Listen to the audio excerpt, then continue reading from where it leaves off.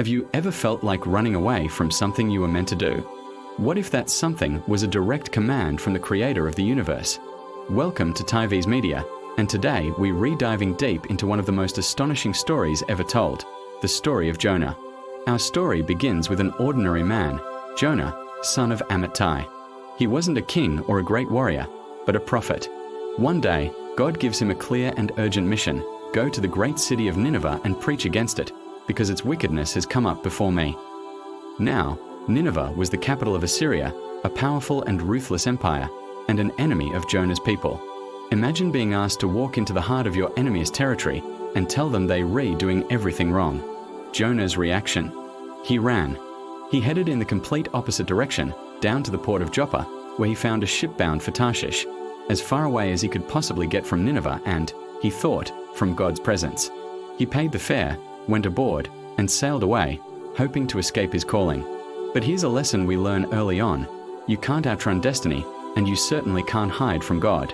As the ship sailed across the Mediterranean, God sent a mighty tempest upon the sea. This wasn't just a storm, it was a furious, violent squall that threatened to tear the ship apart. The seasoned sailors, who had seen their share of bad weather, were terrified. They cried out to their own gods and began throwing cargo overboard to lighten the ship. Meanwhile, where was Jonah? He was fast asleep down in the hold, seemingly oblivious to the chaos he had caused. The ship's captain found him and woke him up. "How can you be sleeping? Get up and call on your God. Maybe he will take notice of us so that we will not perish." The sailors, desperate to find the cause of this supernatural storm, decided to cast lots to see who was responsible. And who do you think the lot fell on? Jonah.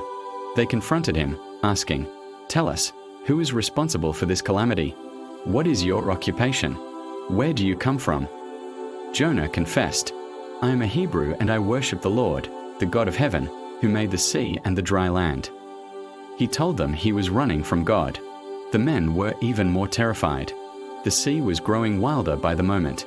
"What should we do to you to make the sea calm down for us?" they asked. Jonah's answer was shocking. "Pick me up and throw me into the sea," he said, "and it will become calm.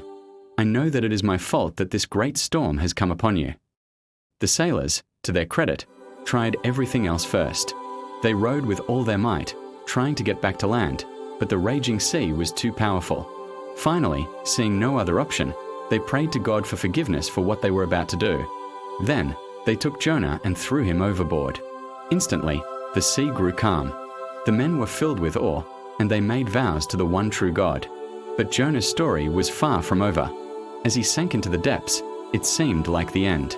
But God had other plans. He provided a great fish to swallow Jonah. And for 3 days and 3 nights, Jonah was alive inside the belly of this creature. Can you even imagine the darkness, the isolation, the sheer impossibility of it all? It was in this moment of ultimate despair, in the belly of the deep, that Jonah finally turned back to God. He prayed a beautiful prayer of repentance and thanksgiving, acknowledging God's salvation. After 3 days, God commanded the fish, and it vomited Jonah onto dry land. Soaked, humbled, but alive, Jonah was given a second chance. The word of the Lord came to him again: "Go to the great city of Nineveh and proclaim to it the message I give you." This time, Jonah obeyed. He traveled to Nineveh and delivered God's message. 40 more days and Nineveh will be overthrown. What happened next was a miracle. The people of Nineveh, from the king down to the lowest person, believed God. They repented, fasted, and turned from their wicked ways. And God, seeing their genuine repentance, had compassion and did not bring about the destruction he had threatened. The story of Jonah is a powerful reminder of God's immense mercy, his relentless pursuit of us, and the power of a second chance. It shows that no one is beyond redemption and that obedience, even when it's difficult, leads to incredible outcomes.